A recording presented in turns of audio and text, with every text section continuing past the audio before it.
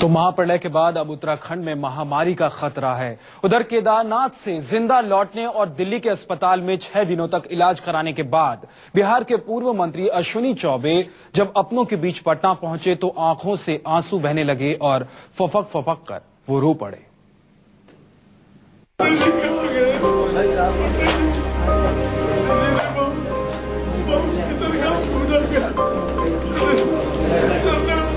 केदारनाथ में कयामत की रात गुजरकर किसी तरह जिंदा बचकर लौटे अश्विनी चौबे के ये आंसू मौत के खौफ की दास्तां बयां कर रहे हैं।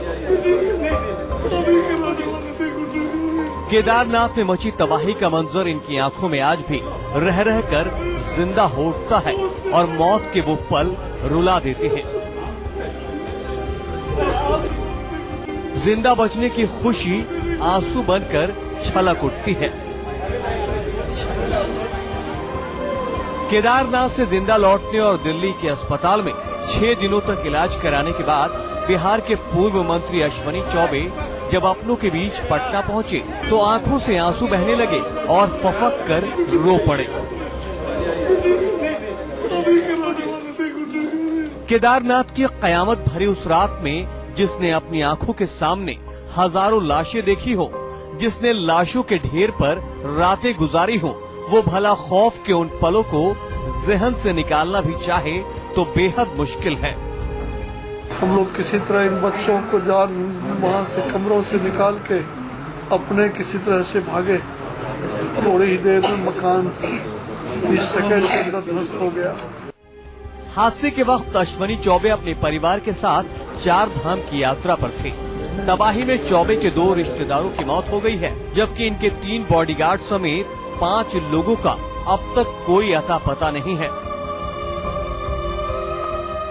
2 परिजन हमारे साढ़ू और उनकी धर्मपत्नी सुबोध जी और संगीता, वो तो भगवान के मंदिर के प्रवेश द्वार पर ही 17 तारीख को बहते हुए वहीं गिर गए। 18 को पता चला कि उनका सर यहाँ। मौत के बीच से किसी तरह बेसरो सामान अश्विनी चौबे अपने परिवार के साथ सही सलामत मौत के मुंह से निकल आए तो वो इसे भगवान का सबसे बड़ा चमत्कार मानते हैं, क्योंकि वहां से जिंदा निकल पाना शायद इन्हें उन हालातों में नामुमकिन सा लग रहा था। मौत और जीवन, हर क्षण मौत और जीवन में लड़ाई चल रही थी। अंतिम मिले भगवान की कृपा से जीवन तो मिला।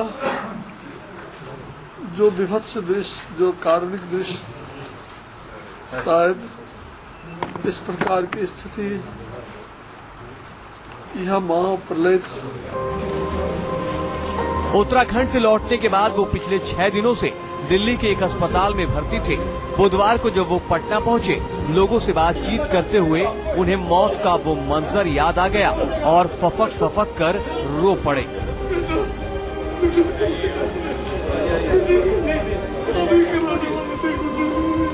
अश्विनी चौबे ने कहा कि जिस सरकार में मंत्री रहे उस सरकार ने मेरा हाल तक नहीं लिया। पार्टी से बड़ी मानवता होती है। उन्होंने कहा कि बिहार भवन में उन्हें एक गाड़ी तक नहीं दी गई, भाड़े की टैक्सी लेकर अस्पताल गए।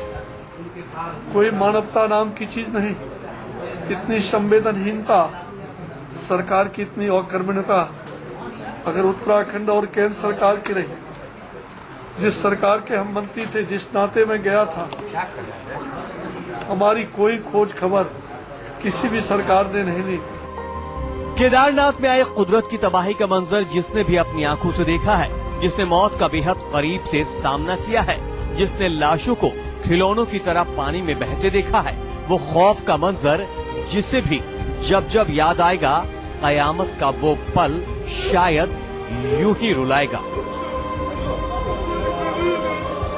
पटना से अमिताभ ओझा के साथ ब्यूरो रिपोर्ट, न्यूज़ 24।